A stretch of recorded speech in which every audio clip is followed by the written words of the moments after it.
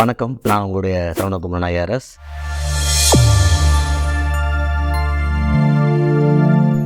அமெரிக்காவில் இன்றைக்கி department of எஜுகேஷனை எப்படி எராடிகேட் பண்ணுறாங்களோ, இங்கே இந்தியா முழுவதும் இருக்கக்கூடிய பிரச்சனை கல்வி அப்படிங்கிறது ஸ்டேட் லிஸ்ட்லேருந்து கன்கரண்ட் லிஸ்ட்டுக்கு கொண்டு போயிட்டாங்க. இந்திரா காந்தி கொண்டு போயிட்டாங்க. அதுக்கு முன்னாடி மாநிலங்கள் தான் கல்வி வச்சிருந்து. ஒரு எஜுகேஷன் லிஸ்ட்டை எதுக்கு மாநில பட்டியலேருந்து ஒத்திசைவு பட்டியலுக்கு கொண்டு போகணும்? அதுக்கான தேவை ஏன் வந்துச்சு? இல்லை, 42nd அமெண்ட்மெண்ட்டு மேடத்தோட இந்திரா மேடத்தோடைய அந்த அமெண்ட்மெண்ட்டில் வந்து அது ஸ்டேட் லிஸ்ட்லேருந்து கன்கரண்ட் லிஸ்ட்டுக்கு மாறுது. ஸோ சென்ட்ரலும் பண்ணலாம், ஸ்டேட்டும் பண்ணலாம் அப்படிங்கிற ஒரு ஆப்ஷனில் வருது. நிறைய இப்போ மேடம் கொண்டு வந்தாங்கன்னா அதுக்கப்புறம் அடுத்த ஒரு 44th அமெண்ட்மெண்ட் வந்துச்சு.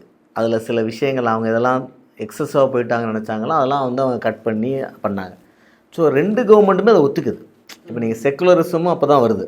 திருப்பி அதையும் 44th ஒத்துக்கிறாங்க. அதாவது 70 அந்த பீரியடில் 70s.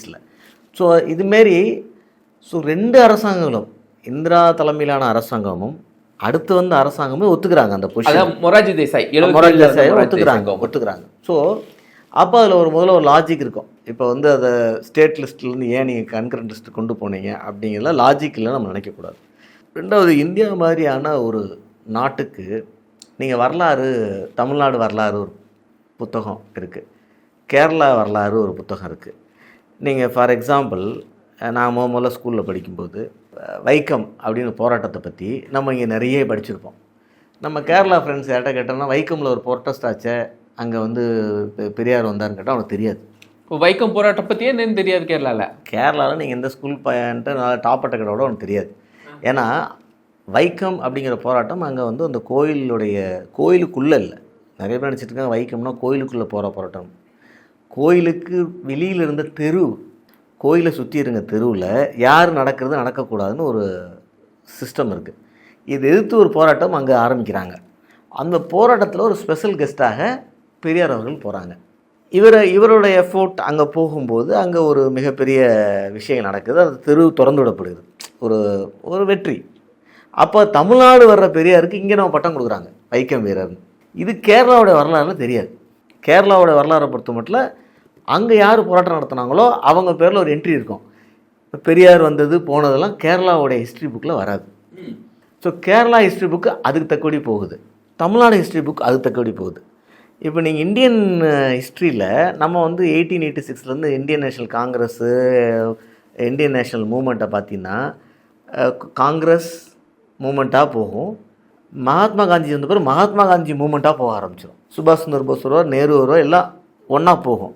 நம்ம ஜின்னாவை பற்றி அங்கங்கே தான் படிப்போம். முகமது அலி ஜின்னாவை பற்றி அங்கங்கே படிப்போம்.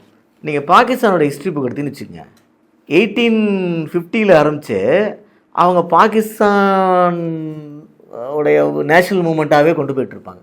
அங்கங்கே காந்தி நேரு வந்துட்டு போவாங்க. ஸோ முகமது அலி ஜின்னா 1906 வந்த உடனே, 1906 வர்றாரு உள்ள ஃபீல்டுக்குள்ளே வந்த உடனே முகமது அலி ஜின்னா உடைய லீடில் பாகிஸ்தான் எப்படி கேம் டு ஃப்ரீடம் இன் 1947 போயிடும். ஸோ வரலாறு யாரோட பார்வையில் யாருக்காக எழுதப்படுதுல மாறிட்டே இருக்கும். அப்போ ஒவ்வொருத்தங்களும் ஒரு வரலாறு எழுதிட்டு இருக்கான்னு வச்சுக்கோங்க. அது ஒரு இந்தியா மாரி ஒரு கண்ட்ரிக்கு ஒரு குழப்பம். மகாராஷ்டிரா ஒன்று, தமிழ்நாடு ஒன்று, ஆந்திரா ஒன்று எழுத முடியாது. ஸோ கன்கரண்ட் லிஸ்ட்டில் இருக்கும்போது இதை பேலன்ஸ் பண்ண முடியும். இப்போ சயின்ஸில் அந்த ப்ராப்ளம் இல்லை, சயின்ஸு மேத்தமெட்டிக்ஸில் ப்ராப்ளம் இல்லை, இங்கிலீஷில் டோட்டலாகவே ப்ராப்ளம் இல்லை. அது out side.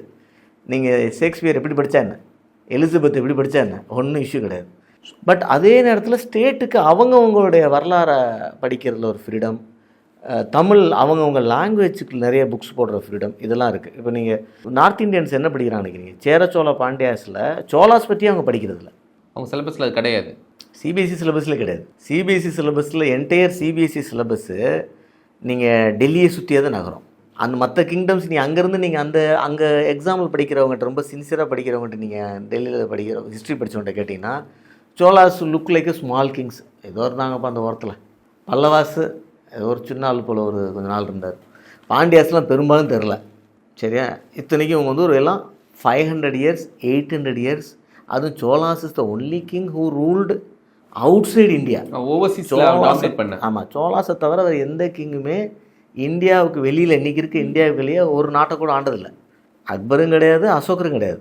So only exception being Cholas. இப்போ அது கூட அங்கே ஏன்னா அவங்களுடைய சிபிஎஸ்சியோட பார்வை டெல்லியிலேருந்து பார்க்கும்போது அவங்க மௌரியால் ஆரம்பிப்பாங்க, குப்தா வருவாங்க, அப்புறம் டெல்லி சுல்தானேட் வருவாங்க, முகல்ஸ் வருவாங்க, பிரிட்டிஷ் வந்துடுவாங்க. நடுவில் கொஞ்சம் போல் மராத்தாஸ், கொஞ்சம் போல் மைசூர், கொஞ்சம் போல் சோலாஸ், கொஞ்சம் போல் இவ்வளோ தான். அந்த பக்கம் பாலாஸ் கொஞ்சம் தான் இருக்கும். ஸோ மேஜர் ஹிஸ்ட்ரி அப்படி தான் போகும். ஸோ ஸ்டேட்ஸுக்கு அவங்க ஹிஸ்ட்ரியை எலாபரேட்டாக படிக்கிறதுக்கு இப்போ நம்ம பாண்டியாஸில் எத்தனை பாண்டியா படிக்கிறோம், அவங்களுக்கு பாண்டியான்னு ஒரு பேர் தெரிஞ்சாலே பெரிய விஷயம். நீங்கள் சொல்லுங்கள். ஆமாம், ஒரு 300 வருஷம் வரலாற்றில் ஒரு 25 பாண்டியா கிங்கை பற்றி நீங்கள் படிப்பீங்க. பெருவழுதி பாண்டியன், பாண்டியன் நெடுஞ்செழியன், இப்படி படிப்பீங்க. அவனுக்கு பாண்டியான்னு ஒரு பேர் நார்த் இந்தியாவில் படிக்கணும்னு தெரிஞ்சதான் பெரிய விஷயம். சிபிஎஸ்சியில் அவ்வளோதான் இருக்கும், அதை தாண்டி ஒன்றும் இருக்காது. சோலாஸ்லேயே 3-4 சோலாஸ் பற்றி ஷார்ட்டாக படிப்பாங்க. பல்லவாஸில் 2 பேரை படிப்பாங்க. நரசிம்ம பல்லவா படிப்பாங்க. ஏன்னா புலிகேசின் 2 வாத்தாப்பி இருக்குது. இப்போ நம்ம தமிழில் என்ன பண்ணிட்டோம், 23ஆம் புலிகேசின்னு ஒரு காமெடி படத்தை எடுத்து வச்சிட்டோம். ஆனால் புலிகேசி அப்படிங்கிற கிங்கு வந்து சவுத் இந்தியாவில் very very very powerful king. Narasimha Pallavan அவர் ஜெயிச்சிட்டாருங்கிறக்கா அவர் சாதாரண கிங்லாம் கிடையாது. அவரே இங்கே வரைக்கும் வந்து மகேந்திர பல்லவனை இங்கேருந்து அவர் எஸ்கேப் ஆகி போய் மகேந்திர பல்லவன் இங்கே எஸ்கேப் ஆகி அதுக்கு ரிவெஞ்சாக தான் நரசிம்ம பல்லவன் வர்றாரு. சரியா? அந்த புலிகேசிட்ட ஹர்ஷா காம்ப்ரமைஸ். ஹர்ஷா ஒரு என்டையர் நார்த் இந்தியா இருக்கிற பேரரசு, அவர் ஒரு காம்ப்ரமைஸ் ஃபார்முலா போட்டு தான் அவங்க 2 பேரும் வாரம் நிப்பாட்டிக்கிறாங்க. இவ்வளோ இப்போ நீங்கள் தமிழ் ஹிஸ்ட்ரியை படிக்கிற பையன், புலிகேசியை படிக்கிற பையன் புலிகேசினாலே ஒரு காமெடி கிங் நினச்சிட்டு இருப்பான். ஆனால் புலிகேசின் 2 வந்து மெயினாக 2ஆம் புலிகேசி வந்து very very powerful king south Deccan பிளாட்டோலே. ஸோ இதெல்லாம் வரலாறில் வர்ற குழப்பங்கள். சரியா? ஸோ அந்தந்த ஸ்டேட்டுக்கு அவங்களுடைய வரலாறை நீண்டு எழுதணும். ஆனால் அது வந்து தப்பாக எழுதக்கூடாது. அந்த வரலாறு தப்பாக ஆயிடக்கூடாது, கான்ட்ரடிக்ட் ஆகக்கூடாது, இந்தியன் ஹிஸ்ட்ரியோட கான்ட்ரடிக்ட் ஆகக்கூடாது. ஆனால் எல்லா ஸ்டேட்டோட விஷயமும் இந்தியன் ஹிஸ்ட்ரிக்குள்ளே வரணும். ஸோ சிபிஎஸ்சி இன்னும் இன்க்ளூசிவ் ஆகணும். ஸோ கன்கரண்ட் லிஸ்ட்டுக்குள்ளே வந்து காரணம் எல்லா ஸ்டேட்டினுடைய சப்ஜெக்டும் இதுக்குள்ளே வரணும் அப்படிங்கிற சப்ஜெக்டில் வரணும். அவங்கள கண்ட்ரோலும் பண்ணணும். சென்ட்ரல் தேவைன்னா உங்கள் சிலபஸில் ஒரு தவறான விஷயம் இருக்குது அப்படிங்கிறத கரெக்ட் பண்ணுறதுக்கான, ஏன்னா எஜுகேஷனில் இருக்க எல்லாமே ஒரு சென்சிட்டிவ். எஜுகேஷனில் வர திருப்பி தான் ட்ரம்ப்ஸ் அவங்க சொன்னது தான் ஐடியாலஜி. நீங்கள் ஐடியாலஜி கூட எஜுகேஷனை மாற்றிக்கிட்டே போகிறது. ஸோ சயின்ஸில் மேத்தமெட்டிக்ஸில் ப்ராப்ளம் இல்லை, no ideology will work, it's only formula will work. History ஜியாகிரஃபியில் ஐடியாலஜி வில் ஒர்க். ஜியாகிரஃபியில் நம்ம மேப்பில் காஷ்மீர் என்ன காட்டுறோம், என்டையர் காஷ்மீர் காட்டுவோம். பாகிஸ்தான் அவங்க மேப்பில் என்டையர் காஷ்மீரை காட்டுறாங்க. 2க்குமே காஷ்மீர். ஸோ ஜியாகிரஃபியில் ஐடியாலஜி வந்துடுது. சைனா அந்த காரக்குறவை ஃபுல்லாக சேர்த்து காட்டுறாங்க, அருணாச்சல பிரதேஷ் ஃபுல்லாக சேர்த்து காட்டிகிட்டு இருக்காங்க அவங்க மேப்பில்.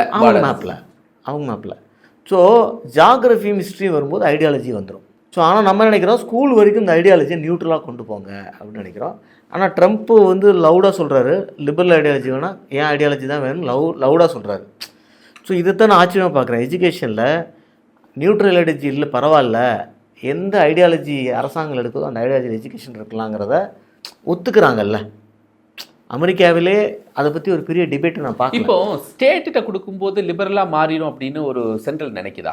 இப்போது எஜுகேஷன் டிபார்ட்மெண்ட்டுங்கிறது முழுமையாக ஸ்டேட் கண்ட்ரோல் இருக்கும்போது ஓவர் லிபரலாக மாறிடும் அப்படின்னு நினைக்கிறாங்க. இல்லை, இந்தியாவுடைய பெர்ஸ்பெக்டிவ் ஸ்டேட்டோட ஐடியாலஜியால் கொஞ்சம் டில்ட் ஆயிருமோ நம்ம பயப்படலாம். ஃபார் எக்ஸாம்பிள், இங்கே வந்து 2 அரசியல் சித்தாந்தங்கள் தமிழ்நாட்டில் இருக்குது. திராவிடம்னு ஒரு சித்தாந்தம் இருக்குது, நாம் தமிழர்னு ஒரு சித்தாந்தம் இருக்குது. ஆந்திராவில் தெலுங்கு தேசம்னு ஒரு சித்தாந்தம் இருக்குது. சரியா? கர்நாடகாவில் இந்த இன்னைக்கு கூட ஸ்ட்ரைக்கு ஒரு பெல்காமில் அவங்களுக்கும் மராத்தாவுக்கு நடுவில் இருக்கிற ஒரு டிஸ்பியூட்டு. அப்போ அவங்க இதில் வந்து பெல்காமில் ஏற்கனவே ஒரிஜினலாக இருந்தது ஃபுல்லாகவே கர்நாடகாஸ் தான் இவங்க எழுதிட்டு இருப்பாங்க. மகாராஷ்டிரா என்ன எழுதுவாங்க, அவங்க அப்படி கர்நாடகா எழுதிட்டு என்ன பண்ணுவாங்கன்னா ஒரு 2000 வருஷம் முன்னாடி ஆரம்பிச்சிருவாங்க. அப்போ இருந்து கர்நாடகா கிங் தான் அங்கே பெல்காம் ஆண்டு இருந்தான்னு காட்டிகிட்டு இருப்பாங்க. நம்ம சொல்லுவோம்ல 23ஆம் புலிகேசில் வரலாறு முக்கியம் அமைச்சரேன்ட்டு, அந்த மாதிரி அவன் மராத்தா என்ன பண்ணுவாங்க, மகாராஷ்டிரா என்ன பண்ணுவாங்க, ஒரு 1000 இயர்ஸாக மகாராஷ்டிரா கீழே தான் பெல்காம் இருந்துச்சுன்னு காட்டே வருவாங்க.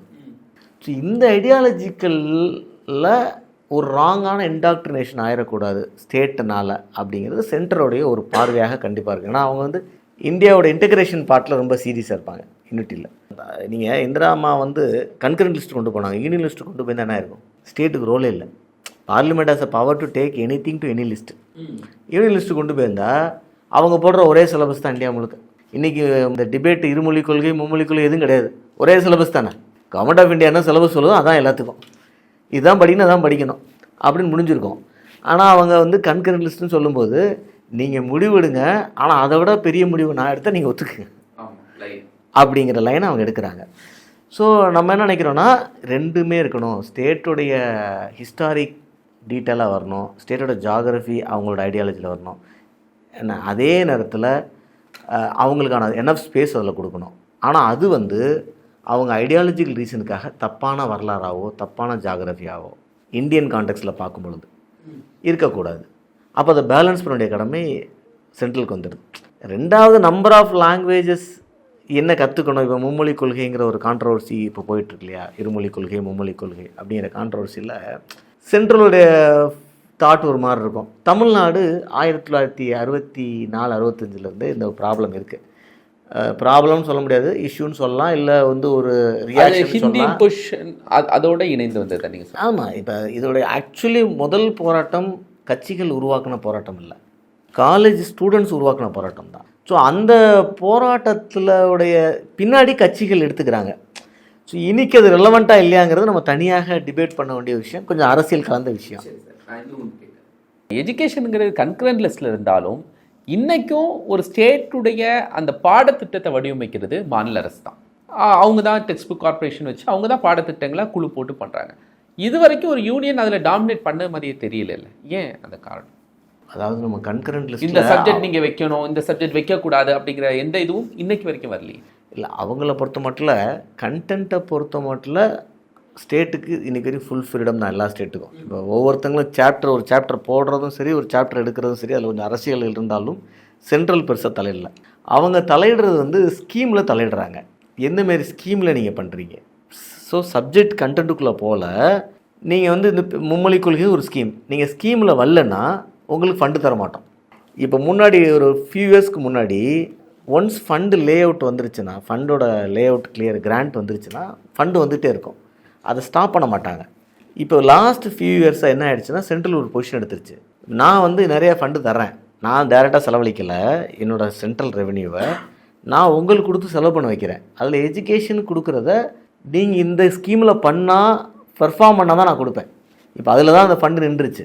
இன்றைக்கி கூட ஆமாம், ஏன் நிற்குதுன்னா நீங்கள் இந்த ஸ்கீமுக்கு ஒத்துக்கல, நான் சொல்கிற ஸ்கீமுக்கு ஒத்துக்கணும். சில விஷயங்கள் அதில் லாங்குவேஜாக இருக்கலாம், நம்பர் ஆஃப் ஸ்கூல்ஸ் இருக்கலாம், இப்போ நம்பர் ஆஃப் டீச்சர்ஸ், அதுமாதிரி ட்ரைபல் ஸ்கூல் இத்தனை எஸ்டாப்ளிஷ் பண்ணியிருக்கோம், ஷெட்யூல் காஸ்ட் ஸ்டூடெண்ட்ஸ்க்கு என்னென்ன ஃபெசிலிட்டி கொடுத்துருக்கோம், இந்தமாரிலாம் நிறைய கண்டிஷன்ஸ் இருக்குது ஸ்கீமில். இதெல்லாம் கொடுக்காம அந்த ஃபண்டை போய் நீங்கள் கேட்டுன்னு வச்சுக்கோங்க, அவங்க தரமாட்டாங்க. அது ஒரு லாக் வச்சுருக்காங்க. பட் நீங்கள் சொல்கிற மாதிரி கண்டென்ட்டுக்குள்ளே இது வரைக்கும் பெருசாக கவர்மெண்ட் ஆஃப் இந்தியா வரல. ஏன்னா அவ்வளோ இஷ்யூ இல்லை, ஆனால் வந்தால் வரலாம். ஆனால் கண்டென்ட்டுக்குள்ளே தானே கருத்தியல் திணிப்பு அப்படிங்கிற ஒரு விஷயம் வருது. கண்டிப்பாக இப்போ வந்து இப்போ இங்கேயே ஒரு கான்ட்ரவர்சி வந்துச்சுன்னா ஒரு சாப்டர் தூக்கிடுறாங்க, மாடிஃபை பண்ணுறாங்க. இப்போ நீங்களே ரீசெண்ட் டைமில் பார்த்துருப்பீங்க, 2-3 வருஷத்தில் ஒரு சாப்டர் இன்ட்ரடியூஸ் பண்ணிட்டு அந்த சாப்டர் எடுக்கிறதெல்லாம் இருக்குது. அதுமாரி அங்கேயுமே நடந்துச்சு. அதுமாரி ஒரு அரசியல் பர்சனாலிட்டியை பற்றி பேசும் பொழுது, கோல்வாக்கரை பற்றி பேசும் பொழுது, சவார்கரை பற்றி பேசும்போது சில என்ட்ரி இருந்தது, உடனே இவங்களாம் அப்ஜெக்ட் பண்ணாங்க. ஸோ இது வரும்போது மாடிஃபிகேஷன் இந்த கண்டென்ட்டில் வருது. ஸோ கவர்மெண்ட் வந்து 355 ஒரு டைரெக்ஷன் இது வரைக்கும் கொடுக்கல, எல்லாம் அதில் கொடுக்கலாம். நீங்கள் வந்து அந்த கண்டென்ட்டை வந்து உன் சிலபஸில் தூக்கு, இது வந்து அகென்ஸ்ட் நேஷ்னல் இன்டெகிரிட்டி, யூனிட்டி, இல்லை டிஸ்டார்ஷன் ஆஃப் ஹிஸ்ட்ரி, இதில் வரலாம். பட் அதில் நிறைய ஸ்கோப் இருக்குது டிஸ்கஸ் பண்ணுறதுக்கு. சரியா, சென்ட்ரல் சிபிஎஸ்சி சிலபஸில் இருக்க சில வரலாற்று விஷயங்கள் நம்மளுடைய தமிழ்நாட்டு புரிதலோடு சேர்ந்து போகாது. ஸோ அதெல்லாம் ஒரு டிபேட்டபிள் இஷ்யூ தான். அது இன்னும் அரசியல்வாதிகள் கண்ணில் படலை, அதனால் அது இஷ்யூ ஆகாமல் இருக்குது. எஜுகேஷன் அப்படிங்கிற ஒரு பெரிய கடல் தான் சார். இன்னும் நம்ம நிறைய இதுக்குள்ளே பேசலாம். அது மட்டும் இல்லை, இன்னும் வேர்ல்டு லெவலில் எஜுகேஷனில் என்னென்ன மாற்றங்கள் தேவைப்படுது அப்படிங்கிறதும் நம்ம பேச வேண்டியது இருக்குது. தொடர்ந்து பேசுவோம். நன்றி, வணக்கம்.